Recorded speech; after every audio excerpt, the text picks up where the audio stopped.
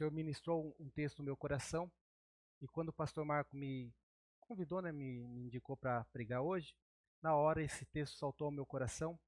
Eu queria ler com vocês o Salmo de número 23. E nesse momento o Senhor falou comigo, me deu uma direção. Eu tenho, você sabe, eu não sei se eu já falei isso para vocês. Não é que eu não gosto, eu tenho muito receio de pregar salmo. Eu acho que salmo é muito difícil pregar. A maior parte das pessoas acha que é fácil pregar salmo. Eu acho difícil um bocado.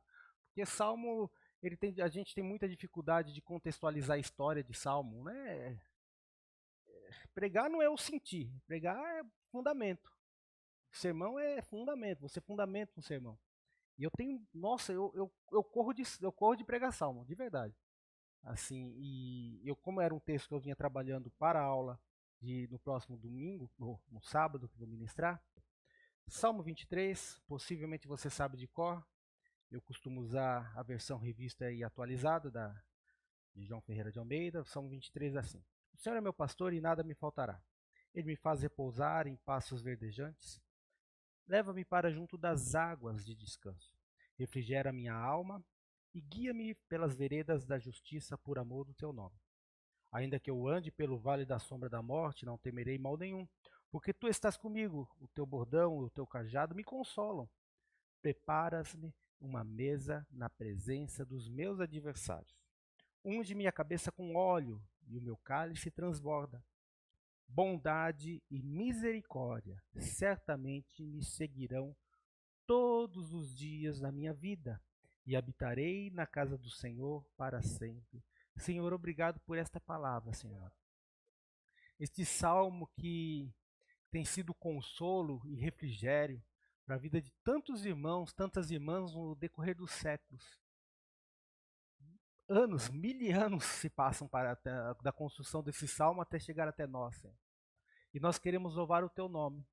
Porque da mesma forma como o Senhor falava com Davi, ao escrever esse salmo, talvez quando ele estivesse ali cuidando das suas ovelhas, hoje o Senhor fala conosco.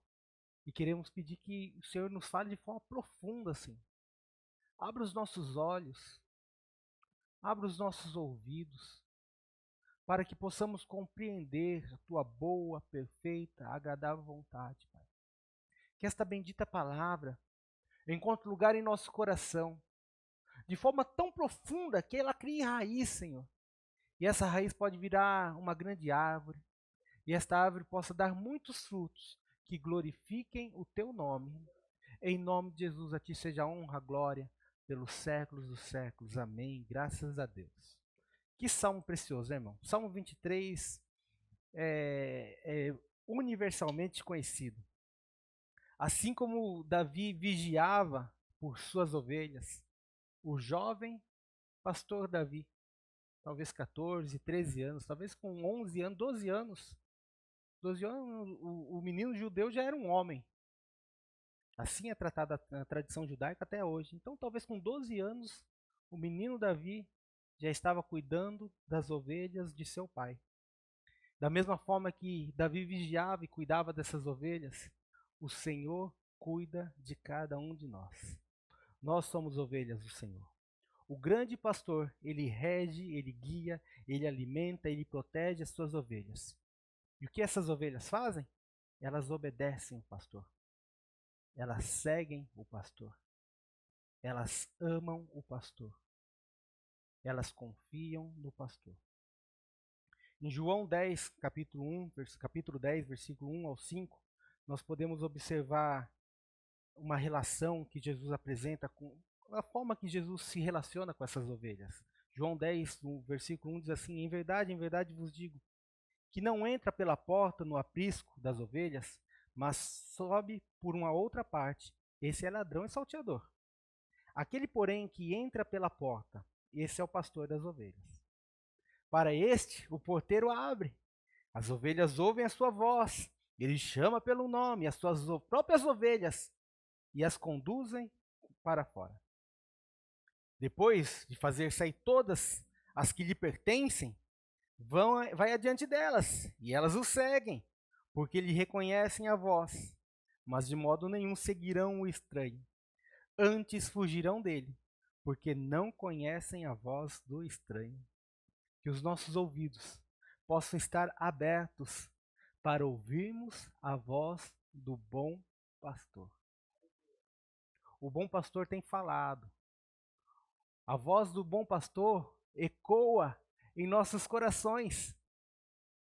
E que esta voz possa tomar conta de nossa vida de tal forma que nós possamos segui-lo, que nós possamos caminhá-lo. Esse texto, eu não vou pregar esse texto, não é o nosso objetivo, não quero gastar tempo no texto de João capítulo 10, mas é interessante que ele fala, olha, tem um outro, que na verdade esse não é pastor, ele é ladrão, ele surrupia ele quer enganar as ovelhas, mas o bom pastor, o pastor verdadeiro, este sim, as portas são abertas. Aí nós nos voltamos ao Salmo que diz, levantai as portas as vossas cabeças, levantai ao portais eternos, para que entre o Rei da Glória. Quem é este Rei da Glória? É o Senhor poderoso, o Senhor dos exércitos. Este é o Rei da Glória. Este a qual a porta foi aberta para que as ovelhas possam passar e se encontrar com ele, porque as ovelhas ouvem a sua voz e seguem o bom pastor. No sermão de hoje nós queremos falar sobre o pastor do Salmo 23 e sobre as suas ovelhas. É bem provável que o Salmo 23 seja o salmo ou o texto bíblico mais conhecido de toda a humanidade.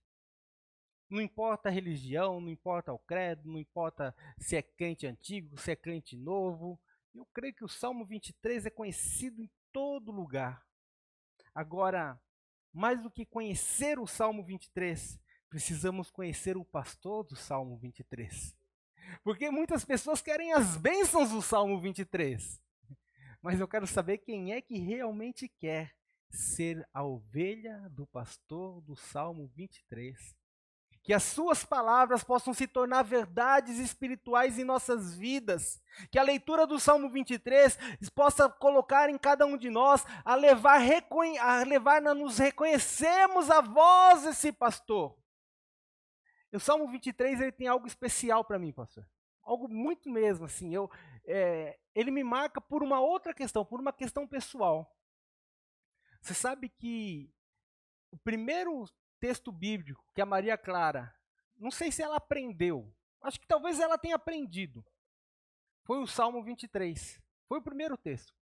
E ela aprendeu isso, e ela expôs isso de uma forma bastante inusitada para nós. Eu havia pregado numa igreja batista, lá em Santo André. Eu era seminarista ainda, estudava, e um dos meus colegas de classe me convidou para pregar em um evento de missões, lá em Santo André, nessa igreja batista. E esse irmão que nos convidou estava nos dando uma carona.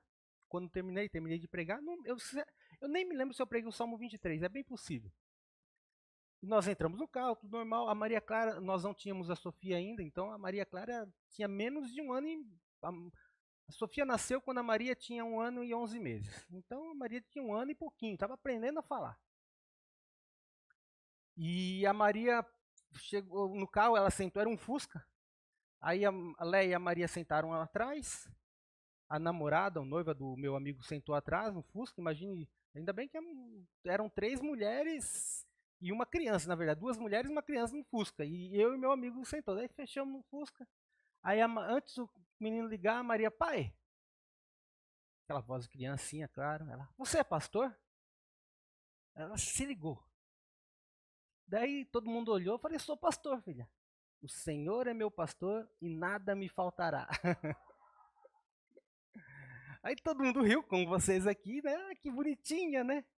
Mas, irmão, aquilo foi uma facada no meu peito, porque eu não romantizei a fala dela. Eu trouxe a verdade. Eu tenho que ser o provedor dela.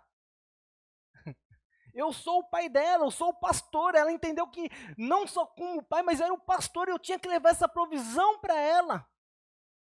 E mais ainda, eu tive que me apegar ao meu bom pastor lá em cima, porque, Senhor, me dá graça, me dá força para que eu possa prover o sustento, para que estas palavras da minha filha sejam verdadeiras e eu possa sustentá-las.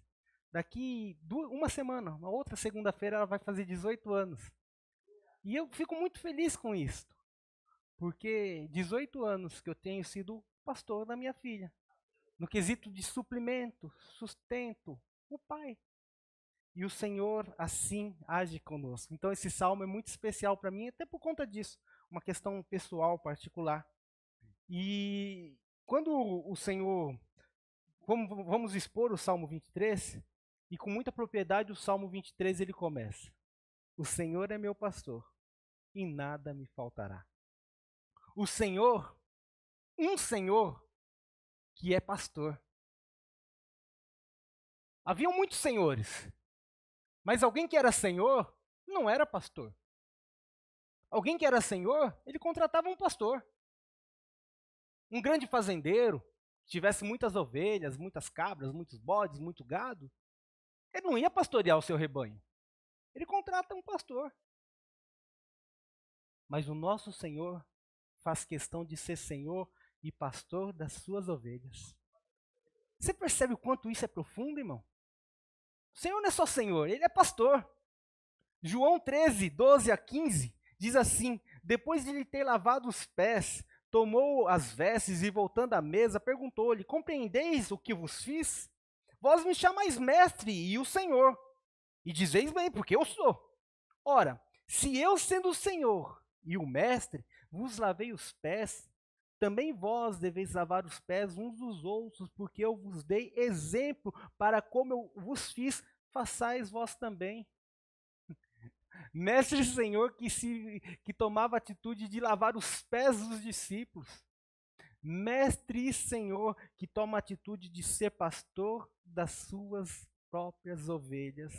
Davi, ao expressar o Senhor é meu pastor, ele expressa um senso de cuidado de Deus que somente um pastor poderia compreender. Porque ser senhor de ovelhas é uma coisa. Quanto multiplicou? Quanto tem? Lembram do Labão? O Labão sabia quantas ovelhas tinha. E ele, só para trazer a história, se alguém não conhecer, para ficar bem inteirado, tinha Jacó, vocês devem conhecer, e ele fez um acordo com Labão, que era seu sogro. Determinadas ovelhas pertenceriam a Jacó. E Labão sabia quantas ovelhas tinha. Mas quem era o pastor era Jacó. E Jacó sabia como fazer aquelas ovelhas criarem. Deus dava direção para Jacó. Nem é porque é senhor, é pastor. Mas o nosso Senhor, Ele é pastor, Ele compreende, Ele sabe fazer a ovelha multiplicar, Ele sabe fazer a ovelha ser cuidada. E Davi ali começa a refletir no seu passado e conclui que Deus o guiará, assim como o pastor guia as suas ovelhas, Deus mesmo iria conduzir ele, porque as ovelhas, elas eram impotentes, as ovelhas, elas eram totalmente dependentes. E ele falou: eu sou dependente desse pastor e eu preciso que ele me guie. O autor sagrado, Davi, ele levanta com a lealdade da devoção que os pastores tinham pelas ovelhas, o cuidado que os pastores tinham pelas ovelhas, ao ponto de enfrentarem ursos, ao ponto de enfrentarem leões, ao ponto de enfrentarem situações difíceis de frio, de chuva. Os pastores cuidavam das ovelhas. Visto que o Senhor é meu pastor, e por isso mesmo, nada me faltará. Se outra pessoa for o meu pastor, talvez algo me falte. Mas é o Senhor que é o meu pastor e por isso nada me faltará. Essa era a confiança que Davi tinha sobre o pastor sagrado. Ao aplicarmos o Salmo 23 para com as nossas vidas, nós podemos evoluir este salmo. Este salmo é um salmo messiânico. Ele não é apenas um salmo de confiança. Algumas versões bíblicas talvez tenham aí salmo de confiança. Tá certo, é um salmo de confiança. Mas nós temos o privilégio, a condição de trazer uma evolução para esse salmo, para que esse salmo não apenas seja um salmo de confiança, mas seja um salmo messiânico. O que isso significa? Que este Senhor não é apenas que nós confiamos, mas é o Senhor a qual nós colocamos as nossas vidas, porque Ele é nosso Messias, Ele é nosso Senhor, Ele é o Yeshua HaMashiach, o enviado de Deus. Você percebe o quanto esse salmo é profundo? Para aqueles que pegam esse salmo e colocam ali nos seus carros ali abertos, talvez é um salmo de confiança. Mas este salmo, para você e para mim nesta manhã, pode se tornar um salmo messiânico. Que o Senhor fale ao teu coração, porque nada nos faltará. O pasto era fértil, as terras eram boas, havia abundância de água, o pastor era poderoso, o pastor é sábio. Como poderia uma das suas ovelhas sentir falta de alguma coisa? Assim é o cuidado que está vinculado à prosperidade, a uma vida material e espiritual santa, regada, abundante no Senhor, aleluia! Deixemos as questões a essa altura porque nós esperamos o melhor para as nossas vidas. Porque o Senhor é meu pastor e nada me faltará. O pastor, se é um bom pastor, ele cuida das ovelhas individualmente. Você sabe que alguns pastores, eles cuidavam das suas ovelhas de forma tão achegada que ele dava nome até para as suas ovelhas. Para algumas ovelhas ali, as ovelhas principais, elas davam nome. Irmão, dá nome para a ovelha? Quanto muito você dá número para ovelhas. Um Senhor dá números para ovelhas. Ovelha número 1, ovelha número 2, ovelha número 3, ovelha número 100, ovelha número 1000. O nosso Senhor dá nome para as suas ovelhas, como diz em Apocalipse. Eu lhe dei um novo nome.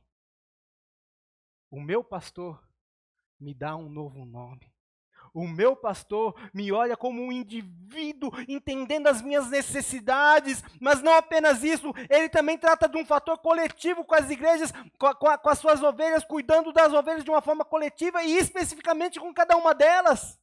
Então ele trata com família Barueri e ele trata com Adalberto. Ele trata com família Barueri e ele trata com Edson, porque às vezes as necessidades da família Barueri não contemplam a vida do Edson, mas ele sabe, é o bom pastor. Um bom pastor sabe que lá fora há perigos. O bom pastor sabe que lá fora há animais predadores. O bom pastor que sabe que lá fora há falta de suprimento, há fome, há seca. Mas é o bom pastor que resolve os problemas, que sabe os caminhos que devemos seguir as nossas vidas. A profecia sobre o Messias vindouro, apresentada em Isaías capítulo 40, versículo 11, diz: como pastor apacentará o seu rebanho, entre os seus braços recolherá os cordeirinhos e os levará no seio, as que amamentam ele guiará mansamente. Irmão, ele não vai botar para correr aquela que está amamentando, aquela que está alimentando os outros, ele vai ser manso com ela. Os cordeirinhos, os mais jovenzinhos, ele vai carregar no colo, porque ele é o pastor que apacenta. Jesus se identificou como o bom pastor, como vemos em João 10,14, eu sou o bom pastor dá vida pelas ovelhas. Ah, mas aquele que é lobo, aquele que é salteador, quando ele vê o problema, ele corre. Ele foge, mas o bom pastor dá a vida pelas ovelhas. O autor da carta aos Hebreus, Hebreus 13:20 diz: ora, o Deus da paz que tornou a trazer entre os mortos a Jesus, nosso Senhor, o grande pastor das ovelhas, pelo sangue da aliança eterna. O nosso pastor não é bom apenas, ele é grande, ele é maior, ele é soberano. O nosso pastor não é como os demais pastores, ele é único e ele é Senhor. Apóstolo Pedro falando aos pastores que cuidavam, aos presbíteros, aos bispos que cuidavam da igreja de Jerusalém, em 1 Pedro 5,4, ora, logo que o supremo pastor se manifestar, recebereis a imarcessível coroa de glória. O supremo pastor há de se manifestar para nos levar para o aprisco, para nos levar para a sua glória, aleluia. Ele me faz repousar em pastos verdejantes e leva-me junto às águas de descanso. Dois elementos essenciais para as ovelhas: água e pasto. Estas coisas representam no Salmo 23 a provisão completa que as ovelhas recebem da parte do Senhor. Na ansiosa solicitude da vida, em Mateus capítulo 6, versículo 31, diz assim: portanto, não vos inquieteis dizendo que comeremos, que beberemos ou com que nos vestiremos, porque os gentios, porque aqueles que não são ovelhas, é que procuram estas coisas, pois o vosso Pai Celeste sabe que necessitai de todas elas. Buscai, pois, em primeiro lugar o seu reino e a sua justiça, e todas estas coisas vos serão acrescentadas. Sabe quem procura o que comer, o que beber, o que vestir? Os gentios. Sabe quem são os gentios? Aqueles que não são ovelha, porque a ovelha não precisa se preocupar com o que vai comer, com o que vai beber, com o que vai se vestir, porque ela sabe que o Senhor, que é o bom pastor, esse vai prover, aleluia. O Senhor sabe daquilo que nós necessitamos, para nós cabe buscarmos o reino de Deus, o governo de Deus e a justiça de Deus em Cristo Jesus. O pastor guia suas ovelhas para um pasto verdejante, ele dá alimento suficiente, ele dá descanso, é um elemento igual essencial à vida do bem-estar, é um pastor que cuida das suas ovelhas em todos os sentidos. O pastor é um líder, pois as ovelhas são lideradas, em contraste ao gado. O gado, ele precisa ser tangido. O gado, ele precisa ser tocado. O gado, ele precisa de chicotadas. Ó o gado. O nosso pastor não é pastor de gados. Nosso pastor não é pastor de bodes nem de cabras. O nosso pastor é pastor de ovelhas e ele sabe como guiará as suas ovelhas. Hebreus capítulo 2, versículo 10 diz: porque convinha que aquele que cuja causa e porque todas as coisas existem, conduzindo muitos filhos à glória, aperfeiçoasse por meio do sofrimento o autor da salvação deles. O nosso pastor nos conduz com a sua voz mansa. O nosso pastor nos conduz como um pastor conduz as suas ovelhas. Observamos o Salmo 23, juntamente com Lucas capítulo 15, que diz a parábola das ovelhas perdidas. Ali nós vemos o interesse do pastor por cada indivíduo. Não existe, há um ditado comum e que realmente acontece na prática do pastoreio de gado. Já ouviu falar de boi de piranha? Boi de piranha é quando o pastor, o vaqueiro, ele vai passar por um rio, vai passar por um lugar, lá do Mato Grosso vai saber bem como funciona isso, né? E quando vai passar ali, ele pega o boi mais fraquinho, o boi que está para morrer, e ele coloca de um lado, ele sangra o boi, para que as piranhas vão todo naquele boi e comam o boi doente. E aí, todo o rebanho, todo o gado mais saudável vai passar e as piranhas estão distraídas com o chamado boi de piranha. Não existe ovelha para piranha. Não existe ovelha que Deus deixou. Essa aqui eu vou deixar para o Satanás se divertir com ela e eu vou cuidar dessas aqui. Não, ele cuida de todos. Todas as ovelhas do Senhor, ele vai cuidar, ele vai zelar.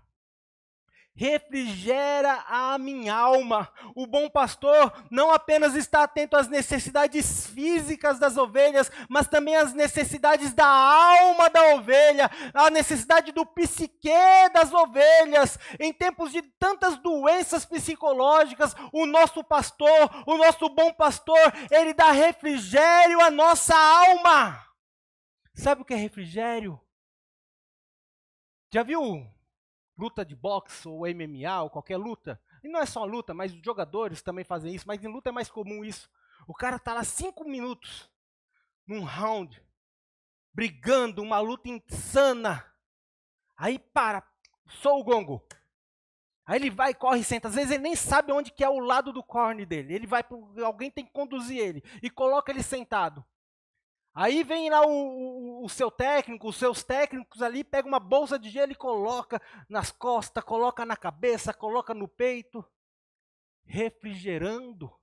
ou a toalha, né? A famosa toalhinha que a gente vê na luta de boxe. E fazendo, refrigerando o lutador. Sabe o que o nosso Senhor quer fazer na sua vida nessa manhã, meu irmão? Refrigerar a tua alma. Colocar gelo na tua alma. Sua alma está quente, pegando fogo. Refrigera a minha alma. Em Atos capítulo 28, versículo 15, diz assim: e de lá, ouvindo os irmãos notícias nossas, nos saíram ao encontro à praça de Ápio e às 3 vendas. E Paulo, vendo, deu graças e tomou ânimo. Os irmãos estavam numa viagem missionária, mas, meu Deus, que viagem difícil era aquela que o apóstolo Paulo e os irmãos estavam tomando. Aliás, apóstolo Paulo estava sendo conduzido para Roma preso. Imagine como estava o psicológico do apóstolo Paulo, irmãos. Você acha que o apóstolo Paulo era cruzeiro para Roma? Irmão, apóstolo Paulo, a alma do apóstolo Paulo devia estar em uma aflição tão grande. Mas quando ele chegou lá na Praça Ápio, num lugar chamado 3 Vendas, minha sogra, que diga-se de passagem, que sempre as escolas bíblicas, as gincanas que fazia, a pergunta, o que o apóstolo Paulo tomou quando chegou em 3 Vendas? E a gente, molecada, meninada, na escola, ficava, tubaína, cerveja, não. O que o apóstolo Paulo tomou em 3 Vendas? Tomou ânimo.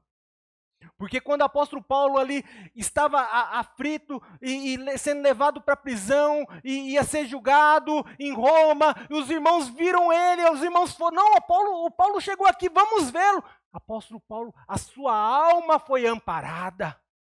Irmão e irmã, o Senhor muitas vezes vai levantar homens e mulheres, irmãos e irmãs, para ir até você, para que você possa tomar ânimo, para que você possa se levantar, para que a tua alma possa ser refrigerada pelo poder do Senhor, pela voz do bom pastor, aleluia.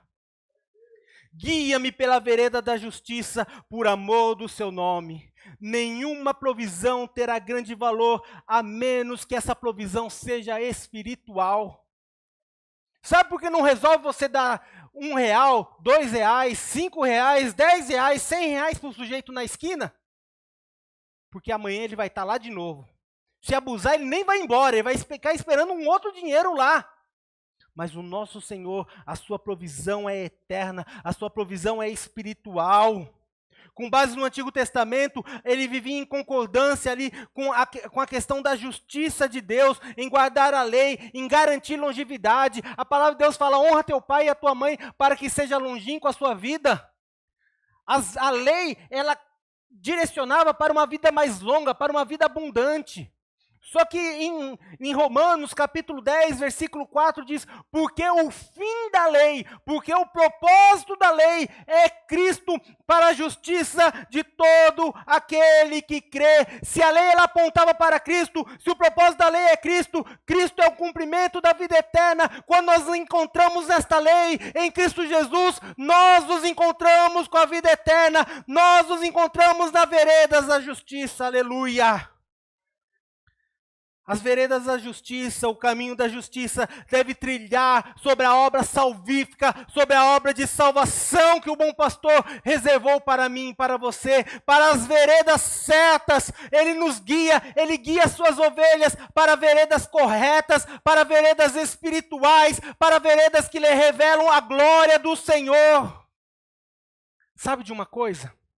O caminho reto nem sempre é o melhor caminho.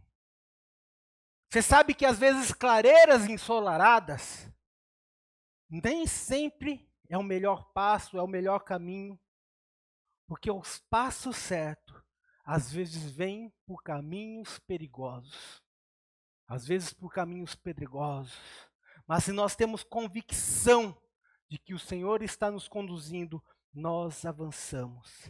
A melhor jornada nem sempre é o caminho mais fácil. A vereda que nos leva para um caminho fora da espiritualidade é um desvio de rota e nós não devemos seguir por esse desvio, porque a vereda que nos conduz à vida, nos conduz à salvação. Nós sempre queremos caminhos mais fáceis. Nós sempre queremos caminhos mais vistosos. Mas o Senhor conhece todos os caminhos. Eu acho lindo quando Abraão tem um problema ali, os servos de Abraão têm um problema sério com os servos do seu sobrinho Ló. Eles estavam brigando porque eram muito ricos. Já viu gente brigar porque é muito rico? Abraão e Ló. E normalmente o mais rico fala, não, eu mando, eu vou escolher o caminho que eu vou tomar aqui. E Abraão fala para seu sobrinho Ló, olha Ló, faz o seguinte, para a gente não ter mais problema, escolhe você, para onde você for eu vou para o outro lado. A Bíblia fala que Ló olhou para as planícies de Sodoma e Gomorra, e aquele lugar era bom, os pastos eram bons, o caminho era reto. E Ló falou, eu vou para lá. Para Abraão sobrou o morro. Sobe o morro. Vai para os lugares mais difíceis, vai para os valados, vai para os caminhos mais difíceis. Passou alguns anos, aquela planície virou um mar que cheira enxofre, um mar que não tem vida, hoje chamado de Mar Morto. Às vezes nós olhamos, parece que vai dar certo, né? Deixa o pastor te guiar em o nome de Jesus. Aleluia. Glória a Deus. A vida e o destino do pastor está ligado às suas ovelhas, irmãos. O pastor não se separa das ovelhas. O pastor não se separa das ovelhas. Olha que coisa mais linda é essa. Quando ele fala por amor do seu nome, é porque o que acontece na vida da ovelha vai significar para a vida do pastor. E o que acontece na vida do pastor vai significar para as ovelhas. O que aconteceu na vida do nosso pastor foi que ele morreu. Mas algo muito mais especial do que isso, o nosso pastor ressuscitou. E porque ele ressuscitou, as suas ovelhas ao morrerem também ressuscitarão. Hebreus capítulo 2, versículo 10, porque convinha que aquele que cuja a causa de todas as coisas existe, conduzisse muitos filhos para a glória, para aperfeiçoar o meio de sofrimento, o autor e consumador da salvação deles, o Senhor é o autor da nossa salvação. Ainda que eu ande pelo vale da sombra da morte, não temerei mal nenhum, porque tu estás comigo, o teu bordão e o teu cajado me consolam. Sem dúvida nenhuma, a morte é um dos fatos mais duros da vida.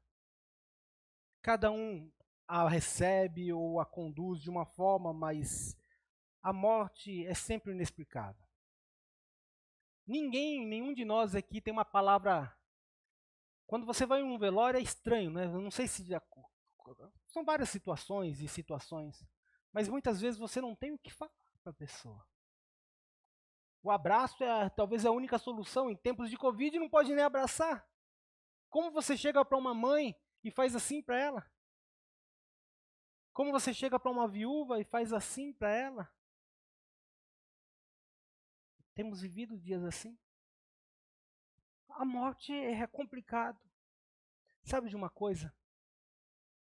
Se eu pudesse escolher um sermão, hoje em dia sermão de velório nem se pode pregar muito tempo mais, né?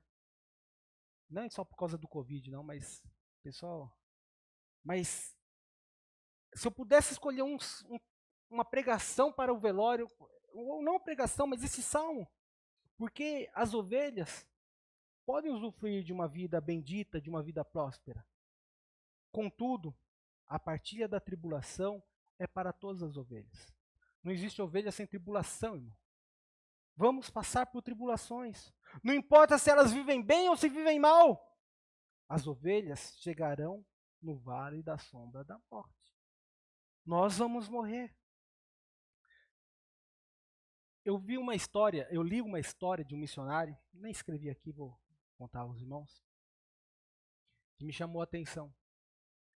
Um missionário em África, não vou me lembrar qual é o país, mas na África, sua sogra morreu.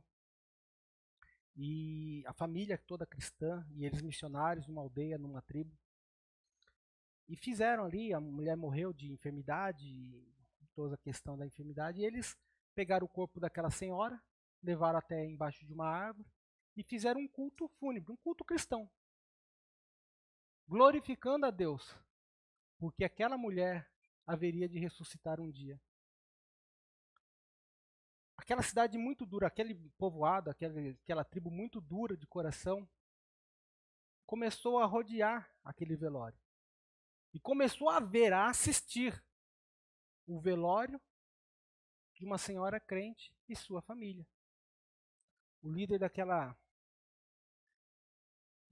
tribo chegou para o pastor ou para o missionário e falou: olha, eu sabia que a fé de vocês era bom para se viver, mas agora eu aprendi que a fé de vocês é bom para se morrer. Não. Nossa fé, se fosse uma fé apenas para se viver, apóstolo Paulo fala: maldito homem somos. Mas a nossa fé é boa para se morrer. Porque a nossa fé, ela nos apresenta uma esperança que ninguém mais pode nos dar. Porque, pois, haveríamos de temer qualquer mal? Se nos é bom morrer, quanto mais viver. O Senhor está conosco, o bom pastor nos conduz a nossa vida. O Salmo 23 é um salmo de esperança, o Salmo 23 é um salmo de imortalidade. Portanto, observe bem o Salmo 23, porque o Senhor, o nosso Senhor nos promete, tendo nos conduzido durante toda esta vida, no fim Ele vai nos guiar a algo superior, a uma vida superior, a uma vida mais gloriosa. Por isso é que nós chamamos o Cristo de o bom pastor, porque a sua vara de disciplina nos guia e nos conduz até o fim. Há provisão para todas as nossas necessidades, tanto para as necessidades da vida, quanto para as necessidades da morte, porque a vara do Senhor está sobre nós. Eu já ouvi falar muitas coisas a respeito da vara, do cajado do Senhor, mas algo que eu quero trazer aos irmãos é que a vara, ela tinha uma conotação para contar as ovelhas. Então havia as ovelhas, elas sabiam que na hora da contagem, elas tinham que passar debaixo da vara do pastor. Não passava por cima, não passava pelo lado, a ovelha ia passar por baixo da vara do pastor. O nosso pastor um dia estenderá a vara, e todos nós passaremos por baixo da vara do Supremo Pastor. O Senhor não perderá nenhuma das suas ovelhas. Todas estarão na presença do Supremo Pastor. Todos passaremos por baixo desta vara até a vida eterna, em o nome de Jesus. Aleluia! Prepara-me uma mesa na presença dos meus adversários. Unge a minha cabeça com óleo e o meu cálice transborda. O pastor, o bom pastor, ele é um gracioso hospedeiro, mesa farta. Os mais antigos vão lembrar, Leste tivesse aqui já saía cantando, mesa preparada. Há uma mesa farta, uma figura de banquete. Talvez devemos compreender que é a jubilosa festa das ovelhas que são conduzidas para a sua morte. Olha aqui, irmãos, preste atenção. Depois de falar de morte, fala de banquete.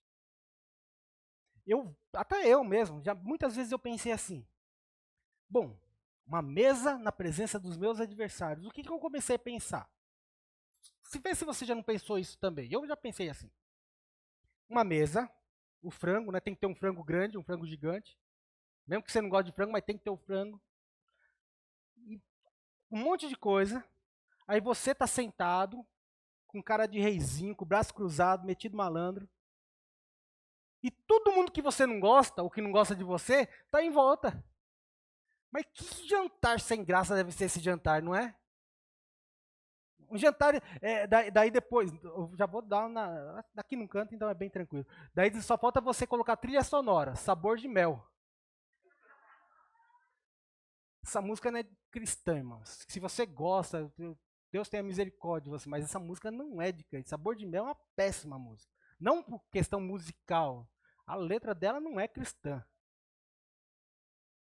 Irmãos, sabe o que esse salmo está falando? O salmista, o pastor, está falando aqui que ele é um hospedeiro, um grande hospedeiro, um bom hospedeiro. E alguém está chegando aflito, tribulado, perseguido. E quando ele chega, ele bate na porta desse pastor, ele bate na porta ali das pessoas, ele vai ali ver o que está acontecendo. A ver o que está acontecendo aqui, irmãos. Deixa eles não lá, presta atenção aqui. Deixa eles se virarem lá. E aí ele vai bater na porta do hospedeiro, na casa de alguém. E aquela ovelha, aquela pessoa atribulada, ele falou, não, entra aqui. Vem comer comigo. E não, eu vou preparar um banquete para você. Perceba, aquela ovelha, aquele sujeito estava atribulado. E agora ele entra e os adversários estão lá fora. Sabe qual é a mesa, irmãos? A mesa é a mesa do banquete do Cordeiro, quando nós estaremos e o Satanás e os seus demônios, os nossos verdadeiros inimigos. Nossos inimigos não é carne e sangue, mas nossos inimigos são potestades espirituais. E as potestades espirituais estarão lá fora, uivando como animais, berrando como animais, porque eles não podem entrar na mesa do Cordeiro, eles não podem desfrutar da mesa que o Senhor preparou para nós. Essa mesa não é agora, não. Alguém quer comer dessa mesa agora? Vou pegar uma arma aqui. Não, essa mesa é na glória. E que o Senhor vai preparar aquela mesa. E os nossos inimigos, e nós estaremos na mesa. Mesa farta, mesa preparada, mesa cheia, mesa abençoada, cálice transbordando, unção sobre as nossas vidas, unge-me com óleo, aquela coisa poderosa sobre as nossas vidas. E os nossos inimigos do lado de fora, porque eles não podem entrar na mesa do Cordeiro, aleluia! Glória a Deus, aplauda ao Senhor, glorifique a Deus, aleluia! Irmãos, eu confesso a vocês que muito tempo eu pensei errado esse texto. Eu ficava pensando em gente que eu não gosto comendo comigo. Devia ser um jantar muito ruim. Não é assim. Ele está lá fora. E não é gente, não são pessoas. É o Satanás e seus anjos, seus demônios.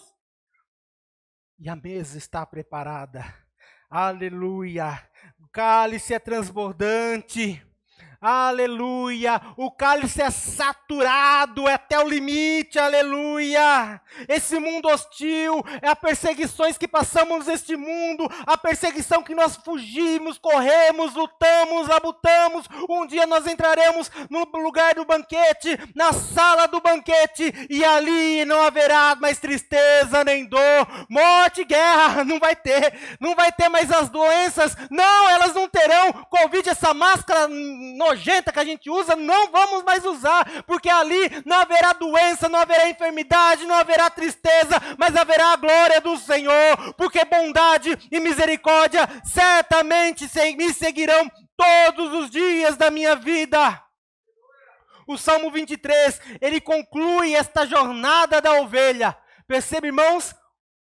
O pastor do Salmo 23 e suas ovelhas, as ovelhas elas estão numa jornada.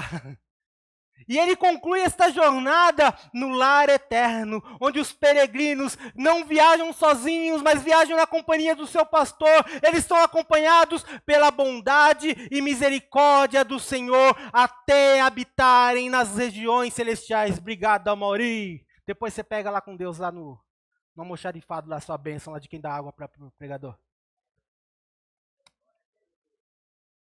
Então você divide com o Carlão.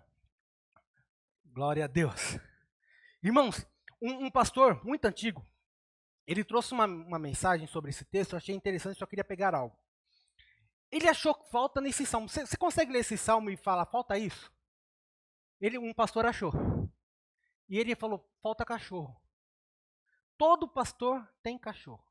O cachorro é útil para cuidar das ovelhas. Hã? Essa aí eu perdi, eu estava olhando para lá. O Shadow? Lá em casa é gato. Não, pode ser. Mas o pastor aqui foi interessante, que ele falou, falta um cachorro nesse salmo. Porque os cachorros, eles são úteis exatamente para ir cercando as ovelhas. Para ir marcando território para as ovelhas, limite. O cachorro ele marca limite para as ovelhas. Eles vão seguindo de lado a lado e vão seguindo. E o pastor ele fez uma ilustração que eu achei interessante, queria repassar a vocês. Ele diz: o Senhor é o meu pastor. E assim, mais do que isso, ele tem ótimos cães pastores. chamados bondade e misericórdia. Eles vão à frente das ovelhas e as seguem. Com eles, o pastor, até os pobres pecadores, como você e eu, podemos esperar chegar em casa finalmente. A bondade e a misericórdia do Senhor, assim como um cachorro, os cães do pastor vão cercando e limitando, a bondade do Senhor e a misericórdia do Senhor é o nosso limite. Não saia dessa bondade, irmão. Não ouse ultrapassar a misericórdia do Senhor, porque aí, meu irmão, você vai ser presa fácil. Mas enquanto a bondade e a misericórdia do Senhor são sobre as nossas vidas, nós estamos sendo conduzidos para o lar eterno. Eu vi um poema de Henri Beck, diz assim: o rei do amor é o meu pastor, cuja bondade nunca falha. Nada me faltará se eu for dele, e ele é meu para sempre. E assim, através dos dias inteiros, tua bondade nunca falha. Bom pastor, deixa-me cantar os teus louvores em tua casa para sempre. Habitarei na casa do Senhor para sempre. Dentro de um ambiente histórico, Davi ele estava falando de suas frequentes visitações ao tabernáculo, onde ali ele entregava seus louvores, sua adoração, a sua oração. E ali ele observava que quando ele ia entregar ao Senhor o seu culto, ele se deleitava espiritualmente. Porque quando ele se deleitava espiritualmente, ele trazia o céu para si.